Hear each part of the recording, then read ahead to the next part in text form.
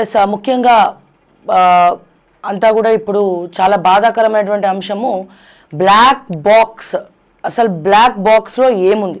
లండన్కి వెళ్ళే flight crash అవ్వడంతో అహ్మదాబాద్లో దాదాపు 242 మంది, దాంతోపాటుగా మెడికల్ కాలేజ్ విద్యార్థులు, డాక్టర్లు ఎవరైతే ఉన్నారో కాబోయే డాక్టర్లు అందరూ కూడా తిరిగి రాని లోకాలకు చేరుకోవడం జరిగింది. కానీ ఇక్కడ ముఖ్యంగా అసలు ఏం జరిగిందనే దానిపైన చాలా అనుమానాలు వ్యక్తమవుతున్నాయి. ఎందుకంటే అక్కడ ఉన్నటువంటి సిబ్బంది ఎవరైతే ఫ్లైట్లో ఉన్నటువంటి ఏరో హాస్టల్స్ కావచ్చు అండ్ ఎయిర్ ఇండియాకి సంబంధించినటువంటి సిబ్బంది కావచ్చు, మొత్తము చెక్ చేసుకుంటున్న విజువల్స్ కూడా వైరల్ అవుతూ ఉన్నాయి. దాంతోపాటుగా అందులో ఉన్నటువంటి ఒక మహిళ ఎవరైతే ఉన్నారో వాళ్ళ కుటుంబ సభ్యులకు వీడియో కాల్ మొత్తం వీడియో తీసింది. వీడియో తీసి నేను మళ్ళీ ఇగో ఫ్లైట్ స్టార్ట్ అవ్వబోతోంది, అందరు రాబోతున్నారు, మరికొద్ది సేపట్లో నేను మళ్ళా 15th తర్వాత మీకు టచ్లోకి వస్తాను అని చెప్పి వాళ్ళ సిస్టర్కి, కుటుంబ సభ్యుల్లో ఒక సిస్టర్కి తను వీడియో షేర్ చేయడం జరిగింది. ఆ హేరో హాస్టెస్ మొత్తం కూడా వీడియో తీసింది. వీడియో తీసి అండ్ వెనకాల ఉన్నటువంటి ఇంకొంతమంది సిబ్బందికి కూడా హాయ్ చెప్పమని చెప్పింది. సో అండ్ ఆ వీడియోస్ కూడా చాలా చాలా వైరల్ అవుతూ ఉన్నాయి. ఎందుకంటే ఇద్దరు అంటే ఒక పక్క తిను వీడియో తీస్తూ ఉంటే ఇంకొక ఏరో హాస్టెస్ వచ్చి ఇంకొక వీడియో తీస్తూ ఉన్నారు ఫ్లైట్ మొత్తము. సో ఆ విజువల్స్ చూసిన అందరికీ కూడా చాలా బాధాకరమైనటువంటి ఇబ్బంది. అండ్ మనం ఏ ఫ్లైట్ ఎక్కినా సరే కొన్ని మనం ఎమర్జెన్సీ ఎగ్జిట్ గురించి కావచ్చు, లేకపోతే ఏదైనా విపత్కర పరిస్థితులు ఎదురైనప్పుడు ఏం చేయాలి అనేది గైడెన్స్ వాళ్ళు ఇస్తారు. ఫ్లైట్లో ఉన్నటువంటి ప్రతి ఫ్లైట్ స్టార్ట్ అయ్యే ముందర ప్రతి ఒక్క సీట్కి చేరే విధంగా వాళ్ళు అన్నీ ఎక్స్ప్లెయిన్ చేస్తారు. సీట్ బెల్ట్ దగ్గర నుంచి అన్ని కరెక్ట్గా ఉన్నాయా లేవా చెక్ చేసుకుంటూ ఉంటారు. అన్ని కరెక్ట్గానే ఉన్నాయి. ఫ్లైట్ టేక్ ఆఫ్కు ఉన్నది. కొంతమంది ఏమో పక్షులు అడ్డొచ్చినాయి అంటున్నారు. ఆ వీడియో విజువల్స్ కూడా మనం చూడడం జరిగింది. అండ్ కేవలం పైలట్ మిస్టేకే ఇది అని కొంతమంది అంటున్నారు. ఎందుకంటే ఏదైతే గేర్ కిందికి ఉండాలో అది పైకి ఉంది. ఇతను గేర్ వేయడం బదులు, అంటే ఆ పైలట్ ఎవరైతే ఉన్నారో గేర్ వేయడం బదులు రెక్కలు ఉంటాయి కదా, సో రెక్కలది సంబంధించినటువంటిది ఆన్ చేశాడు, అంటే రెక్కలకు సంబంధించినటువంటిది అది ఆఫ్ చేశాడు. అందుకే ఈ పరిస్థితి అని చెప్పి చెప్తా ఉన్నారు. ఒకవేళ అదే వాస్తవం అయితే, ఎందుకంటే ఆ గేర్ బాక్స్ చూసినటువంటి వాళ్ళు ఎవరైతే ఉన్నారో గేర్ బాక్స్ ఇట్లా పైకి ఉండాలి, యాక్చువల్గా గేర్ పైకి ఉండాలి కానీ కిందికి ఉంది. సో పైకి ఉండాల్సినటువంటి గేర్ కిందికి ఎలా వచ్చింది అనేది అందరికి క్వశ్చన్.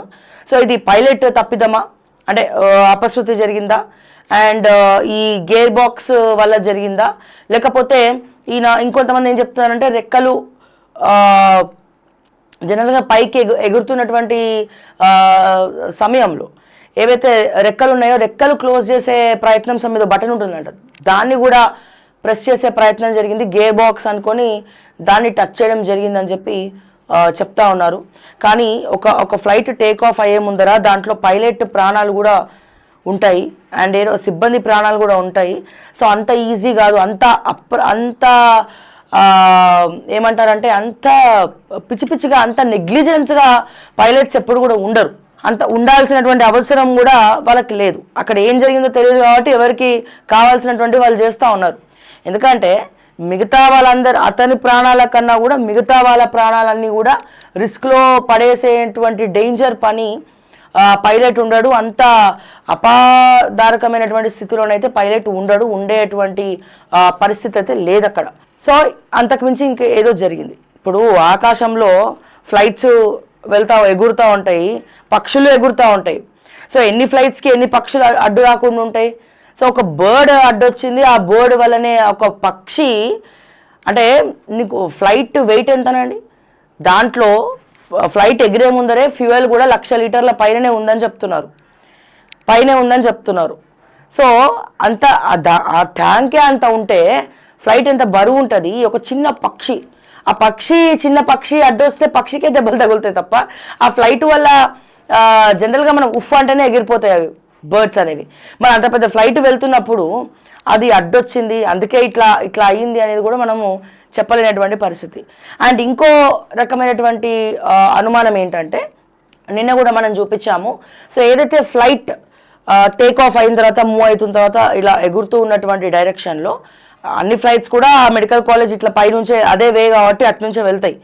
ఎవరో విండో దగ్గర నుంచి వీడియో తీయడం, ఆ వీడియోలో ఇక వాళ్ళు ఉండరు చనిపోబోతున్నారు అని చెప్పి వాళ్ళు మాట్లాడుకోవడం. సో అనేక రకాలుగా దారి తీస్తుంది. సో వీటన్నిటికీ ఒక సొల్యూషన్ మనకి దొరకాలి అంటే బ్లాక్ బాక్స్. ఎస్, ప్రతి ఫ్లైట్లో కూడా బ్లాక్ బాక్స్ అనేది ఉంటుంది.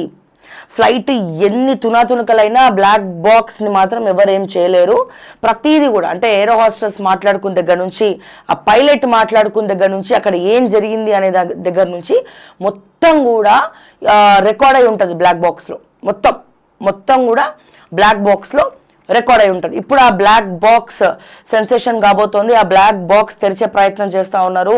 సో ఆ వెతుకున్నారండి, ఎందుకంటే మొత్తం అన్ని గణం ముక్కలు తునాతునకలైనవి. సో అందులో బ్లాక్ బాక్స్ ఎక్కడ పడ్డది, ఎక్కడ ఉంది అది మొత్తం వెతకడానికి చాలా టైం పడుతుంది. సో ఆ బ్లాక్ బాక్సే చివరి ఆధారం అవ్వబోతుంది. అసలు అక్కడ అంత టెన్షన్లో మనం చూసాము. నిన్న కూడా కొన్ని విజువల్స్ నిన్న రిలీజ్ చేయడం జరిగింది. ఫ్లైట్లో అందరు అరుస్తున్నారు, ఏడుస్తున్నారు. వెనకాల నుంచి వీడియో ఒక పర్సన్ వీడియో తీస్తున్నారు, భగవాన్ జీ మీరే మమ్మల్ని కాపాడాలి అని చెప్పి అతను ఒక పర్సన్ ఎవరైతే ఉన్నారో వీడియో తీసుకుంటూ టెన్షన్లో కూడా వీడియో తీస్తున్నాడు. అంటే ఎవరైనా కాపాడతారేమో, అంటే బయట వాళ్ళకి తెలియాలనో మరి ఏంటో వాళ్ళు ప్రయత్నాలు చేస్తారు కదండి. చావు దగ్గరకు వస్తున్నప్పుడు ఫ్లైట్ మనము టేక్ ఆఫ్ అయ్యేటప్పుడే మనకి చాలా చెమటలు పడతాయి. సో అటువంటిది మొత్తం గాల్లోకి ఎగిరిన తర్వాత అది మొత్తం వైబ్రేట్ అవుతుంది, షేక్ అవుతుంది అని తెలిసిన తర్వాత లోపల పొగలు కూడా రావడం మనం చూసాం. మనం వస్తూ ఉంటే అందరు కూడా ఎలా అరుస్తున్నారండి పాపం, భయంకరంగా అరవడం స్టార్ట్ చేశారు. సో వాళ్ళు అరుస్తున్నటువంటి వీడియోస్ కూడా నిన్న వైరల్ అవ్వడం జరిగింది. నిన్న మొత్తం సోషల్ మీడియాలో అంతా షేర్లు కొట్టడం, అందరూ కూడా అవి చూసి ప్రతి ఒక్కరి మనసు అంటే దాని నుంచి ఇంకా బయటికి రాలేనటువంటి పరిస్థితి. సో ఆ ఫ్లైట్ ఏదైతే వాళ్ళందరూ కూడా అరుస్తున్నారు, ఆర్తనాదాలు వింటున్నాం మనము. కాపాడు అని చెప్పి వాళ్ళందరూ కాపాడండి అని చెప్పి ఏమైంది అని చెప్పి టెన్షన్ అవ్వడము. ఒక మహిళ రోధిస్తుంది, ఏడుస్తుంది. పిల్లలు ఏడుస్తున్నారు, మహిళలు ఏడుస్తున్నారు. భయానికి వాళ్ళందరూ ఏడుస్తున్నారు. అప్పుడు ఒక్కసారిగా వాళ్ళందరికీ గుర్తొచ్చి ఉండొచ్చు వాళ్ళ కళలు ఏంటి, వాళ్ళు ఏం జరగబోతుందో వాళ్ళకి అర్థం కానటువంటి పరిస్థితి. సో వాళ్ళు అరుస్తూ ఆ చావు వస్తుందని వాళ్ళకి అర్థమైపోతున్నప్పుడే వాళ్ళు ఫ్లైట్ అలా అవ్వడం, అంటే ఏమవుతుందో జరగదు, ఇదేదో డేంజర్గా ఉంది అని చెప్పి ఆర్తనాదాల మధ్యలో, ఆ శిథిలాల మధ్యలో అసలు ఘోరమైనటువంటి పరిస్థితి ఏంటంటేనండి, అక్కడ చిన్న అంటే ఒక వేళ్ళు, కాళ్ళు, చేతులు ఒక్కొక్క ముక్కలుగా పడున్నాయి. ఒక్కొక్క పార్ట్ కింద ఒక్కొక్కటి, అది ఎవరిది ఏం తెలియదు. ఇంకొన్ని అయితే మాంస ముద్దలే మిగిలినాయి. అంటే ఇంత భయంకర బీభత్సం. అసలు నాకు అర్థం కానటువంటి విషయం ఏంటంటే గత కొన్ని రోజులుగా భారతదేశానికి ఏం జరుగుతోంది, ఎందుకు భారతీయుల ప్రాణ నష్టం జరుగుతోంది, ఎందుకు ఈ భారతదేశం మీద ఇట్లాంటివన్నీ పీడలు వస్తూ ఉన్నాయి.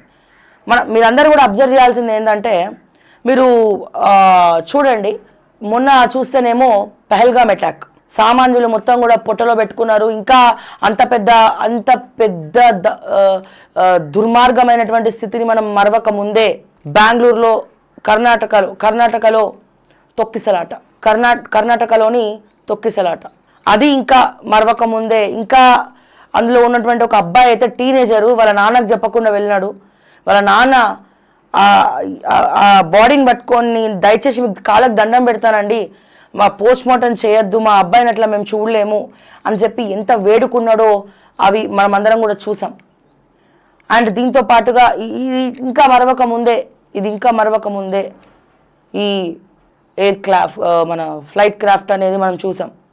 అంటే ఎంత భయంకరమైనటువంటి పరిస్థితులు, భారతదేశానికి అసలు ఏమవుతుంది, ఏం జరుగుతోంది, ఎందుకు అంత చెడుగా జరుగుతోంది అంటే కొన్ని నెలలుగా మనం చూసినట్లయితే విపరీతమైనటువంటి ప్రాణ నష్టం ఎవరో ఒక రూపంలో, ఏదో ఒక రూపంలో తలెత్తుతుంది, జరుగుతున్నాయి. చాలా బాధాకరమైనటువంటి అంశాలు ఇవన్నీ కూడా, చాలా బాధాకరమైనటువంటి అంశాలు. సో ఇవన్నీ కూడా చూస్తూ ఉంటే ఏ రకంగా ఏం మాట్లాడాలో కూడా అర్థం కానటువంటి పరిస్థితి. ప్రధానమంత్రి నరేంద్ర మోదీ గారు కూడా అక్కడికి వెళ్ళడము, అక్కడ మొత్తం కూడా మృత్యుంజయుడై ఎవరైతే తిరిగి వచ్చాడో ఆ మృత్యుంజయుడిని అతన్ని కాపాడింది ఏంది, ఎమర్జెన్సీ ఎగ్జిట్. అతను ఎమర్జెన్సీ ఎగ్జిట్ దగ్గర అతని సీట్. సో అతను తెలివిగా ఏం చేశాడంటే కొంచెం ఇట్లా దాదాపు ఒక ఈ హైట్లో ఉండంగానే ఎమర్జెన్సీ ఎగ్జిట్ నుంచి ఫ్లైట్ మొత్తం కూడా క్రాష్ అవుతుంది, ఆ బిల్డింగ్లోకి దూసుకపోతుందన్న దాంతో దాని నుండి ఎక్కి ఆ ఎగ్జిట్ డోర్ నుంచి దుంకేశాడు. దుంకేసి బయటికి వచ్చాడు.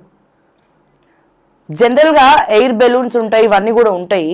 అయితే అక్కడ ఏమైపోయింది, ఇది జరిగినప్పుడు కూడా వాళ్ళు ఎంత పానిక్ అయిపోయారంటే విపరీతంగా పానిక్ అయిపోయారు. ఇక్కడ మనం మెచ్చుకోవాల్సినటువంటి అంశం ఏంటంటే ఈ సిబ్బంది ఎవరైతే ఉన్నారో ఏరో హాస్టర్స్ కావచ్చు లేకపోతే ఫ్లైట్లో ఉన్నటువంటి వాళ్ళకి అన్నీ తెలుసు. అంటే ఏదైనా విపత్కర పరిస్థితులు జరిగినప్పుడు వాళ్ళ ప్రాణాలు ఎట్లా కాపాడుకోవాలి, వీళ్ళ ప్రాణాలు ఎట్లా కాపాడుకోవాలి అన్నీ కూడా తెలుసు.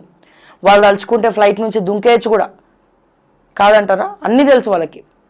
కానీ వాళ్ళు చూడండి వాళ్ళ బాధ్యతగా అందరినీ కాపాడే ప్రయత్నం చేశారు. వాళ్ళు దూకడం కానీ లేకపోతే ఫ్లైట్ నుంచి తప్పించుకోవడం కానీ ఇటువంటివన్నీ కూడా ఏం చేయలేదు. సో వీళ్ళందరినీ కాపాడాలి, మనం కూడా ఇక్కడ ఉండాలి, ఏం జరుగుతుందో తెలుసుకోవాలి అని చెప్పి వాళ్ళు అటు ఇటు తిరగడం, వీళ్ళు కాపాడే ప్రయత్నం లాంటివి చేయడం జరిగింది. ఇక్కడ వాళ్ళు నిజంగా వాళ్ళ బాధ్యతను వాళ్ళు సక్రమంగా నిర్వహించారు. వాళ్ళ స్వార్థం కోసం వాళ్ళు చూడలేదు, మిగతా వాళ్ళని కూడా కాపాడాలి అనే చాలా ప్రయత్నాలు చేయడం జరిగింది. వాళ్ళ లాస్ట్ వీడియోస్ వాళ్ళు ఏదైతే వాళ్ళ కుటుంబ సభ్యులకి షేర్ చేశారో అవన్నీ కూడా ఇప్పుడు నెట్టింట్లో వైరల్ అవుతూ ఉన్నాయి. అండ్ ఎవరెవరు ఫ్లైట్ లోపలికి వెళ్ళేటప్పుడు కూడా ఒక మహిళ వీడియో తీస్తుంది, వీడియో కాల్లో ఆ వీడియో తీస్తుంది, ఆ వీడియోలో అందరికీ హాయ్ చెప్పమని చెప్తున్నారు. అంటే ఎవరెవరైతే సిబ్బంది పైలట్తో సహా లోపలికి వెళ్ళే వాళ్ళందరూ కూడా వాళ్ళ లగేజ్ తీసుకొని లోపలికి వెళ్తూ ఉన్నారు. అంటే చూడండి ఏ రకంగా వాళ్ళ బాధ్యతను నిర్వర్తించారనేది చూడాలి. అండ్ ఇంకోటి చేయాల్సింది ఏంటంటే చాలామందికి లాంగ్వేజ్ ప్రాబ్లం. ఎట్లా లాంగ్వేజ్ ప్రాబ్లము, ఇప్పుడు విపరీతంగా వేరే వేరే రాష్ట్రాల నుంచి వస్తూ ఉంటారు, ఫ్లైట్స్ వెళ్తూ ఉంటారు. కొంతమందికి హిందీ రాదు, కొంతమందికి ఇంగ్లీష్ రాదు, కొంతమందికి తెలుగు రాదు. కానీ ఇప్పుడు ఫ్లైట్ ఎక్కిన తర్వాత మీరు చూసినట్లయితే ఒక ఏరో హోస్టెస్ మైక్ పట్టుకొని మాట్లాడతారు. అంటే ఎలా కూర్చోవాలి ఏంటి, బెల్ట్ గురించి. సో ముందర ఒక బెలూన్ చూపించి ఏదైనా ఇబ్బంది వచ్చినప్పుడు ఆ బెలూన్స్ మనం ఎట్లా యూజ్ చేయాలి, ఎట్లా దీని నుంచి తప్పించుకోవాలి మొత్తం చెప్తారు. కానీ తను చెప్పింది అందులో ఉన్నటువంటి 90% మెంబర్స్కి అర్థం కాదు, వినబడదు కూడా. అంత రీచ్ ఉండదు, అంత వినబడదు, అంత అర్థం కాదు కూడా. అక్కడొకరు ఉంటారు, ఇక్కడొకరు ఉంటారు. అండ్ వాళ్ళు ఇంగ్లీష్లోనో లేకపోతే హిందీలోనో చెప్తారు. సో లాంగ్వేజ్ రాని వాళ్ళకి అది అర్థం కాదు, తను ఏం చెప్పిందో కూడా తెలియదు. అసలు చాలామందికి అసలు ఆ కిట్ ఎక్కడ ఉంటుందో కూడా తెలీదు. ఒకవేళ అవగాహన ఉండుంటే ఈ రోజున వాళ్ళందరూ కూడా ఏదో ఒకటి చేసే కొద్దిగా కొంతమంది అన్న ప్రాణాలతోటి బయటికి వచ్చేవాళ్ళేమో. చిన్నవే ఇవి, కానీ చిన్నవే ఇటువంటి పరిస్థితుల్లో భూతద్దంలో పెట్టి చూడాల్సినటువంటి అంశాలు ఇవన్నీ. సో ఏదేమైనప్పటికీ కూడా అసలు బ్లాక్ బాక్స్లో ఏముంది, పైలట్ ఏం మాట్లాడినారు అక్కడ, అంటే పైలట్ ఏం మాట్లాడినారు, ఎందుకు అక్కడ ఇబ్బంది అయింది, ప్రతిదీ కూడా వాళ్ళు ఏం మాట్లాడుతున్నారు, ఎవరేంటి, లేకపోతే ఎవరైనా వేరే వాళ్ళు ఎవరైనా అతీత శక్తులు ఏమైనా వచ్చినాయా, దాంట్లో అతీత శక్తులు అంటే ఉగ్రముఖాలకు సంబంధించి ఏమైనా ప్లాన్ చేశారా. సో ఇట్లా అన్నీ కూడా చెక్ చేస్తారండి, అన్నీ కూడా చెక్ చేస్తారు, దాంట్లో అన్ని రికార్డ్ అయి ఉంటుంది. సో ఆ బ్లాక్ బాక్సే ఒక ప్రథమ ఆధారంగా నిలవబోతోంది దీంట్లో, ఫ్లైట్ క్రాఫ్ట్లో.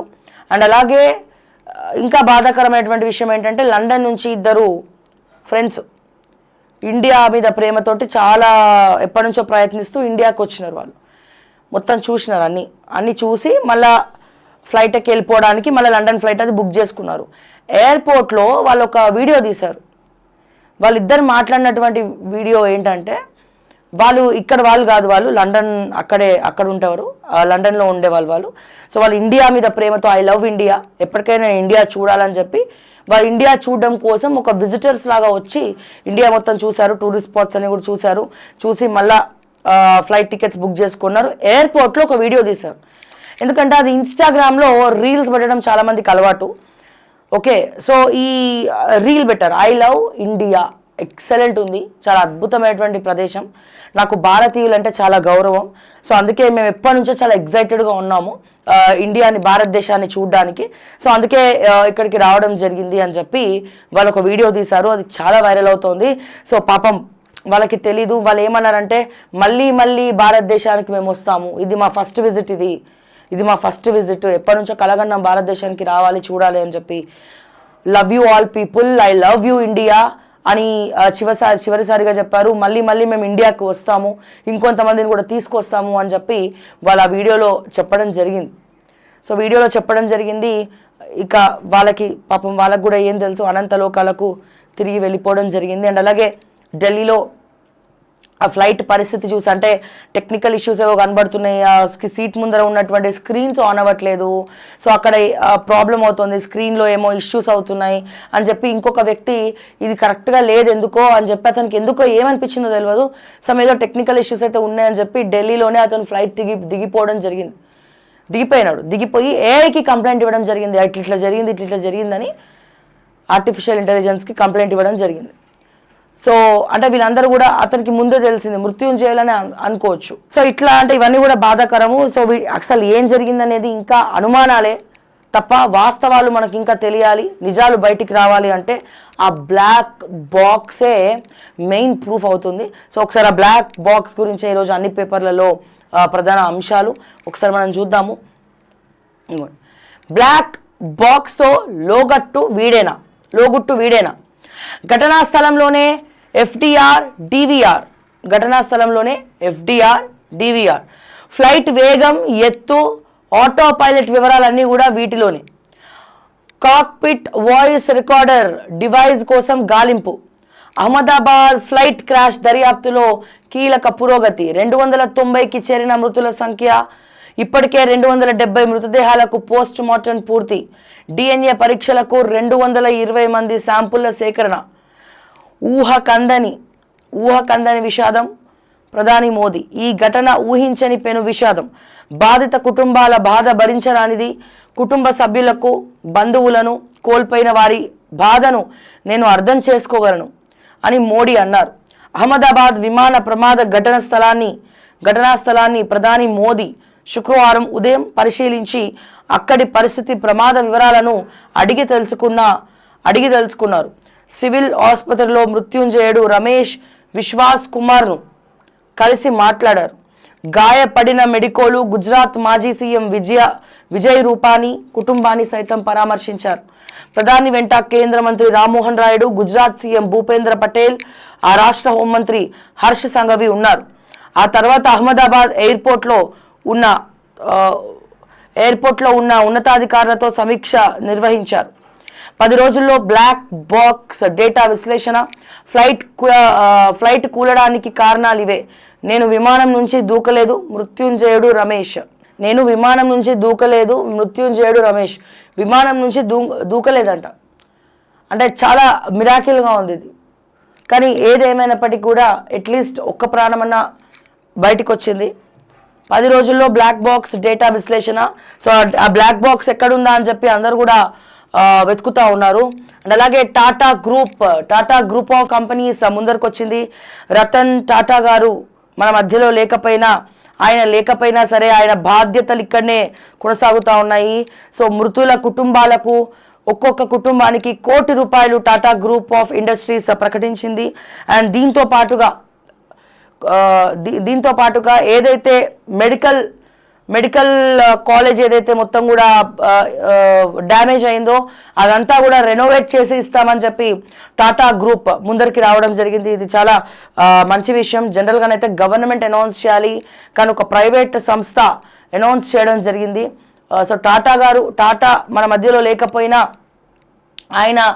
ఆయన యొక్క ఏవైతే కలలు, ఆయన యొక్క ఆశలు ఏవైతే ఉన్నాయో అవన్నీ మాత్రం మన మధ్యలోనే ఉన్నాయని చెప్పి మరొకసారి రతన్ టాటా గారు కానీ టాటా గ్రూప్ కానీ మరొకసారి నిలబెట్టుకుంది యాక్చువల్గా. సో అందరి చూపు బ్లాక్ బాక్స్ వైపే ఉంది. బోయింగ్ విమానాలన్నీ కూడా తనిఖీ చేయండి, భద్రతా ప్రమాణాలపై రిపోర్ట్ ఇవ్వండి. 15వ తేదీ రాత్రి 12 గంటల తర్వాత ఒక్కసారైన విమానం తనిఖీ జరగాలి. ఎయిర్ ఇండియాకు డీజీసీఏ ఆదేశాలు. రంగంలోకి దిగనున్న యూకే బృందం. ఫ్లైట్ క్రాష్పై భారత దర్యాప్తు సంస్థలకు సహకరిస్తాం. ఘటనపై తీవ్ర సంతాపం. బ్రిటన్ ప్రధాని కీవ్ బ్రిటన్ ప్రధాని కివ్ స్మార్టర్ ప్రకటన. ఎయిర్ ఇండియాకు బాంబు బెదిరింపు. పుకెట్లో ఎమర్జెన్సీ ల్యాండింగ్. విమానంలో 156 మంది ప్రయాణికులు. గతేడాది తొలి 10 నెలల్లోనే 1000 మోసపూరిత calls and emails. So air ఇండియాకు బాంబు బెదిరింపు. ఎందుకు వచ్చింది బాంబు బెదిరింపు ఎయిర్ ఇండియాకు? ఇప్పుడు క్రాష్ అయిన ఫ్లైట్ కూడా ఎయిర్ ఇండియా వాళ్ళదే. అంటే అందుకే ఇందులో అన్ని అనుమానాలు వస్తూ ఉన్నాయి. సో మంటలు అండ్ ఆ పొగలు కూడా ఎక్కడి నుంచి వస్తుండొచ్చు?